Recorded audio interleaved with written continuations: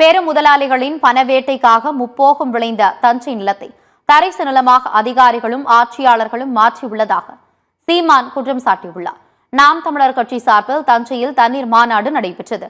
இந்த மாநாட்டில் கலந்து கொண்டு பேசிய அக்கட்சியின் ஒருங்கிணைப்பாளர் சீமான், பூமியில் குறைவாக உள்ள குடிநீரை அதிகரிப்பதற்கான வழிமுறைகள் குறித்து சிந்திக்காமல் குடிநீரை விற்றால் சம்பாதிக்க முடியும் என்று சிந்தித்ததுதான் உலக உயிர்களுக்கு செய்த மிகப்பெரிய துரோகம் என்று தெரிவித்தார்.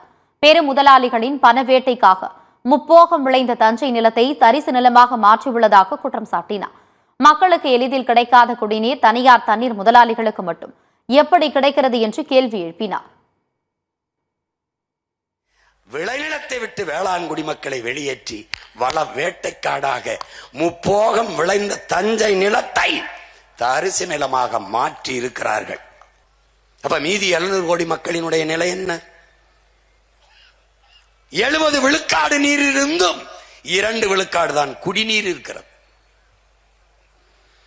அப்ப இந்த 2 விழுக்காட்டு குடிநீரை 10 விழுக்காடு 20 விழுக்காடாக உயர்த்துவது எப்படி என்று சிந்திக்காது, அதை விற்றால் நன்றாக சம்பாதிக்க முடியும் என்று சிந்தித்த மூளைதான் உலக உயிர்களுக்கு செய்த பெருந்துரோக சிந்தனை.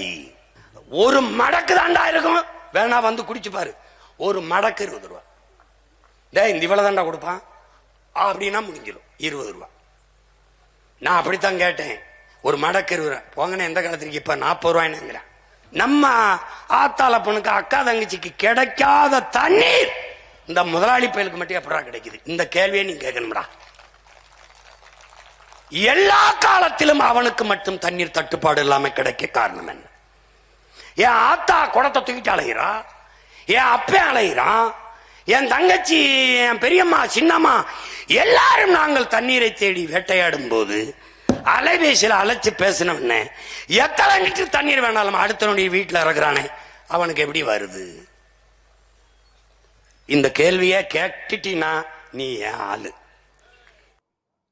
இதைத் தொடர்ந்து 2026 சட்டமன்ற தேர்தலில் தஞ்சை மண்டலத்தில் நாம் தமிழர் கட்சி சார்பில் போட்டியிடும் 15 வேட்பாளர்களை சீமான் அறிமுகம் செய்து வைத்தார்.